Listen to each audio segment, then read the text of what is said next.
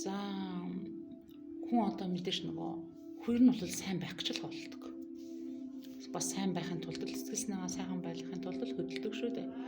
Тэр хүмүүс нэг ингэж байх юм. Хоол хүнсэн дээр бас жоохон хязгаартай хэрэглэх зүйл байдаг л да. Одоо чүмэг байна. Чүмэг. Уламжлал хаан одоо зөндөө олон вед дээр маш олон ойлголтууд төр байдаг. Ерөнхий зүйл байна. Цуснаас мах үснэ. Махнаас өөх үснэ. Өөхнөөс яс үснэ. Яснаас чүмэг үснэ.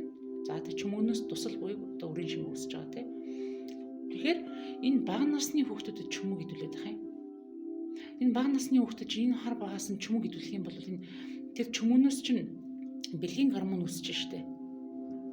Тэр энэ бол нөгөө шууд өнөөдөр биш ч гэсэн энэ алс хиттэй бол хүүхдийн одоо бэлгийн шиг хандлагын тодорхой хэмжээнд нөлөө үзүүлнэ. Ялангуяа бага настай байхад одоо тийм нэлэх балчир байхад тэрийг ямар нэгэн байдлаар тийм сэдэг хөдөөх хүн сэрүүлэхийг үнд ямар ч шаардлага байхгүй юу.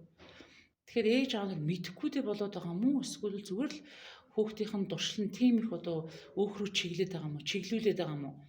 Энэ бага насны хүүхдэд чүмэг идүүлээд байгаа юм. Энэ бол бүр ор хариутай. Монголчууд эртнээсээ хүүхдэд чүмэг нуус идүүлдэг байсан. Нусгай болног хоригддаг байсан. Тэрний цаа шалтгаан бол яг байгалийн нөхөн үржихуйн системийн хിവэр наавж үлдэхийн тулд байхгүй. Одоо өөрсдийгөө хамгаалж штэ. Бусдаар бол бид нар чинь мал аж ахуйн орон. Юу л бол юу хүссэн бол хүссэн юм идэж болно штэ. Гэтэл тэггүй байгаагийн цаад шалтгаан байдэн шүү. Ялангуяа энэ бэлгийн хөгжил нь одоо бэлгийн бошилт явагдаж эхлэхээс өмнө хүүхдүүдэд бол чүмэг ерөөсөө идүүлэхгүй. Дээрээс нь чүмэг бол маш өндөрч одоо халамж чанартай учраас ороод хүүхэд хар багаас тэр усны холестерин энэ хэсэж юм бол насанд хүрсэн хойно нь түүний дагсан өвчлөл асар их байдаг. Энийг ээжүүд аавууд анхаарнаа.